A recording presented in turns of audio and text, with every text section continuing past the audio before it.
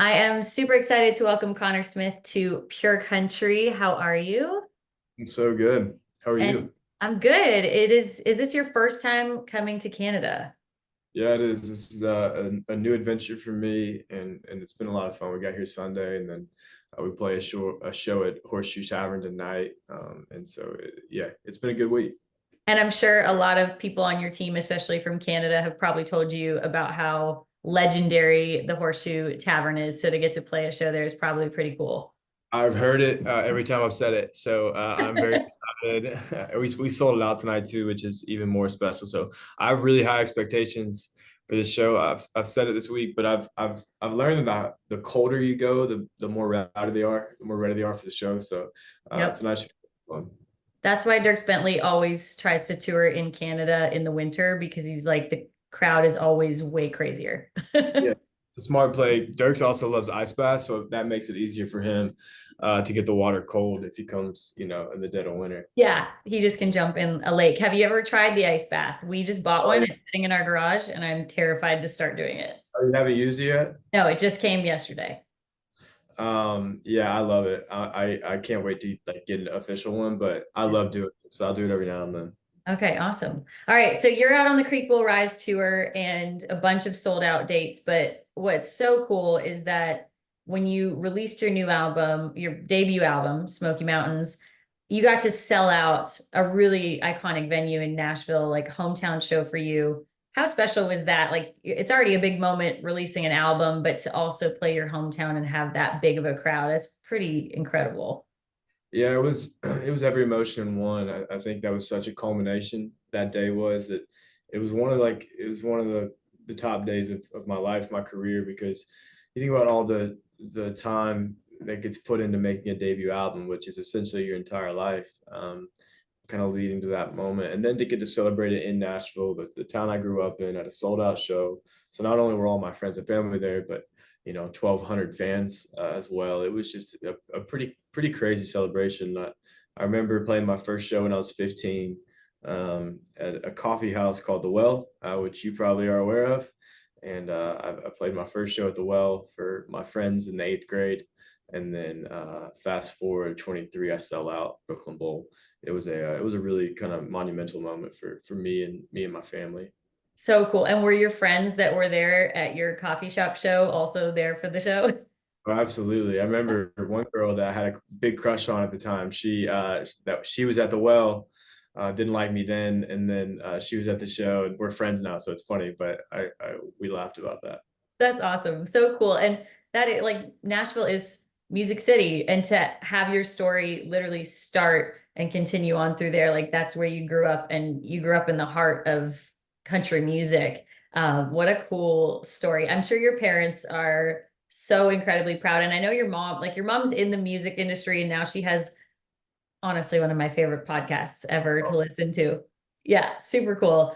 Is it fun to see that your mom does that side of it too? Or is it like you're hoping she's not interviewing one of your friends' moms on the Got It From My Mama podcast? It's funny, and I just love that she's having so much success with it. It's been really special to see. That's how I got into this idea of songwriting, was she would interview songwriters, right? And so she would interview songwriters or artists or number one parties, and I would get to kind of go with her. And so for her to kind of come back on this other side with this podcast, it's been funny. Definitely a little bit of a separation of church and state there, but it's been really sweet to watch her kind of explode with that. What's been the moment for you? I'm sure there's been a ton along the journey, but where you really had to take a step back and go, oh, like, wow, this is really happening. And I've made it to that next level of, not just being an aspiring songwriter artist. Yeah, I think this job is really interesting because there's these different levels to being an artist, and there's these little moments where you realize you've kind of hit a new level. So the most recent one is what we just talked about at Book and Bowl in Nashville. That was a moment for me that I was like, wow, this is like really special. I think back to one of the first moments was playing the Grand Ole Opry. I just remember being on that stage.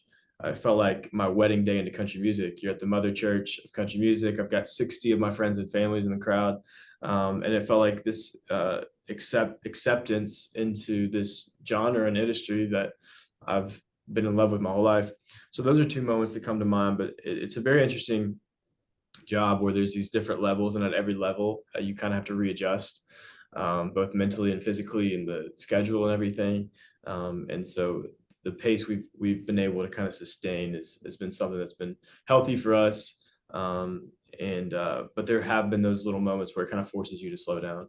Yeah, for sure. And like you said, there is levels, and then you set new goals and bars and things to climb up to. What is kind of at that next level for you that you're like, okay, this is the next thing I need to check off? So a lot of my levels are very centered around my hometown, right? It's what I know. But selling out the Ryman would be kind of the Okay. next goal for me. Having number one on country radio is honestly my biggest dream. Like I dreamed about that my whole life, to hear myself on the radio, and then to have a number one would be a moment for me that I can't even fathom. And we're Yeah. top 10, right? Like as we speak, we're top 10. So it's like not that far away, not Yeah. that far fetched of an idea, but it still feels like a million years away. So that's kind of the biggest dream and goal for me. Funny story, speaking of Dirk Bentley, I was driving in a car the other day, and I heard Creek. I thought it was, at least. It was like, heard that drum come in. And I was like, let's go. We're on the radio, like fired up, crank it up. And it was What Was I Thinking by Dirk Bentley. I was like, oh, so close. So It's so funny you say that, because I have a playlist that I use when I mow the lawn, which sounds hilarious, but we live on a horse farm. But I have like the Bull by Kip Moore. I have like songs that I need to just like mow that lawn as fast as I can. And Creek Will Rise, my husband will look out and be like, I know what song you're listening to because I can see you mouthing the words and driving ridiculously fast. I'm like, thank you, I Connor. always, I always say that my label will pay for any speeding tickets that happen. So take Yeah. it, good thing. Yeah, I'm sure you are responsible, unfortunately, for a lot of those. Slowing it down a little bit, really, really cool collaboration and meeting of two incredible minds in music, you and Haley Witters on Roulette in My Heart. That song is just so beautiful. And I love, right now, it's such a collaborative time in country music, and it's song artists coming together that you maybe never would have thought you'd hear together. And I feel like you two are that combination. How did that happen that you guys decided to collaborate, and why that song? Yes, I wrote that song, and it had something to it. I felt like it was a little bit elevated, or more mature than anything I'd done, and it had a level of songwritership, or whatever word you want to do, there that felt special to me. And immediately we kind of thought, man, it'd be really cool to have the texture and the tension of a female vocalist on that. And so as we kind of thought about who would fit, she was honestly the first name that came to mind, because I love who she is as an artist, as a person. Mhm. Kind of be around each other from so many radio events and radio shows, and we're at very similar spots in our career. Yeah. And so there was something really cool about that. I feel like Haley too is so such like a Nashville darling, because she's been at it for so long, right? She's been cutting her teeth in Nashville for the last 12 years, and just has so much of the respect of this town. And so when we thought of her, it just felt right. We called her, and she said yes right away, which was a dream for us. So it's been super cool to see that song and finally have it out. I feel like I've held on to that song for so long, feeling like it was so special. Yeah. And so to finally have it out and see the fans react to it, it's been a lot of fun. Yeah, I'm one of those fans. It is so, so good. I've had it on a lot lately. So I feel like that one's going to be really cool to see. And you guys performing it live together, hopefully at some point, will be really, really cool. Connor Smith on Pure Country, before you go, Valentine's Day, of course, you're sitting in front of a big, beautiful iHeart. So dating tips, you are engaged. I know you're getting married in like two months, is it? 2 months coming That is up. on. So what are some great date night ideas that you would like to send out to your fellow fans out there that maybe are struggling on a date night idea? Sure, it's all about being creative, creating a moment. Like, get outside of the go to dinner, go to a movie. Like, get outside of that box, go be creative. Best date I ever took my fiance on was I went and bought this like queen size quilted blanket, put it in the back of her Forerunner, dropped the seats down, put some pillows back there, lit a candle, which probably isn't smart inside of a car. And we had the best date ever. We went and parked it, beautiful view. And it was just something outside the box. So anything that shows intentionality, I find is helpful and useful. And so, yeah, that's what I'd say. Just be intentional. Spend some time to think about it. Like Yes. you spend so much time thinking about work and projects and jobs. Just spend like 30 minutes thinking about, hey, how can I be intentional? I love that. All right. Well, congratulations. And I hope the wedding is absolutely beautiful and magical. And thank you so much, Connor Smith, for joining us on Pure Country. Go listen to his new album, Smoky Mountains, and go get your tickets and go see him on tour. I mean, traveling to go see you, definitely worth the trip.